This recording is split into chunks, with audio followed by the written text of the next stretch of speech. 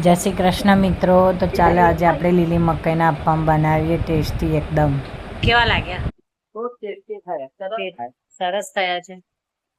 સ્વાદમાં બહુ મસ્ત થયા. મકાઈ છે, કેપ્સિકમ છે, બધું નાખીને બનાયા છે. ગાજર છે બધું છે. પોચા પોચા થયા છે, એકદમ પોચા. સરસ થયા.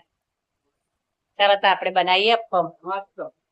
ચાલો. બજારમાં કટર મારેલું છે. હે જય શ્રી કૃષ્ણ મિત્રો. તો ચાલો આપણે આજે સોજીના અપ્પમ બનાવવાના છે. તો આપણે અહીંયા 2 કપ જેટલી મેં સોજી લીધી છે, તમે જોઈ શકો છો.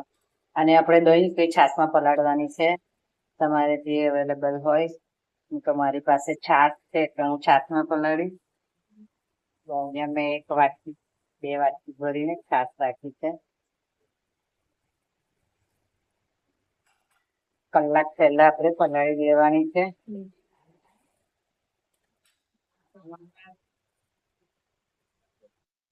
2 કપ સોજીમાં આપણે 1 કપ જેટલું બેસન પણ પલાળવાનું છે અને છાશમાં જ પલાળવાનું છે.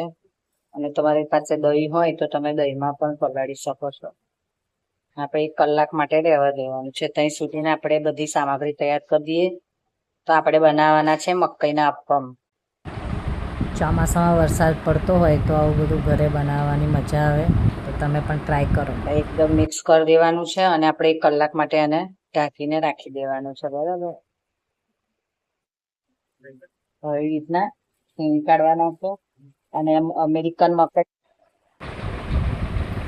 મકાઈ બાફી અને પછી એને છીણી કાઢવાની છે. બધું શાક રેડી થઈ ગયું છે અને 1 કલાક થઈ ગયો છે ને આ પણ સરસ રીતના પલળી ગયું છે. તો આપણે આમાં બધી જ હવે સબ્જી નાખી દેવાની છે. બધું એડ કરી દેવાનું છે અંદર. આપણે હવે એને સરસ રીતના હલાવી દઈશું બધું. અને પછી આપણે આમાં મસાલો કરવાનો છે. બરાબર એડ કરી દેવાનું છે. આ બરાબર બધું મિક્સ થઈ ગયું છે એટલે હવે આપણે આમાં 1 ચમચી ચાટ મસાલો નાખવાનો છે, 1 ચમચી મીઠું નાખવાનું છે,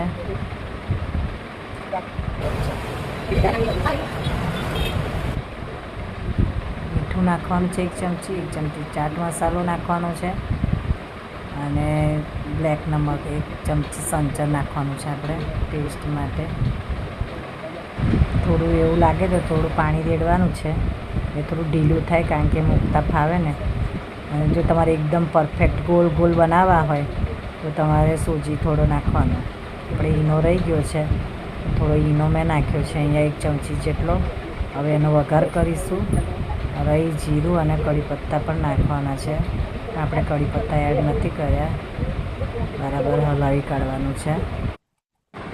અહીંયા અપ્પમનું પેન લેવાનું છે, એમાં બધામાં તેલ લગાવી દેવાનું છે.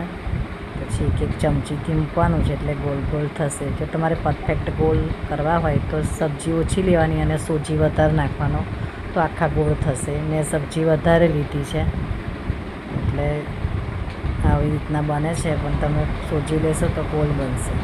તો આવી રીતના આપણે બનાવી શકીએ છીએ. મારી પાસે 2 પેન છે એટલે 2 પેનમાં મેં અલગ અલગ મૂક્યા છે. પણ સોજી નાખશો વધારે તો ગોળ આખા બનશે, પણ સબ્જી વધારે ખવાય એટલે મેં વધારે સબ્જી કરી છે એડ. તો આવી રીતના તમારા બાળકોને ઘરે મકાઈના સરસ નાસ્તો બનાવીને ખવડાવી શકો છો. હાઇજેનિક. જય શ્રી કૃષ્ણ. રાધે રાધે.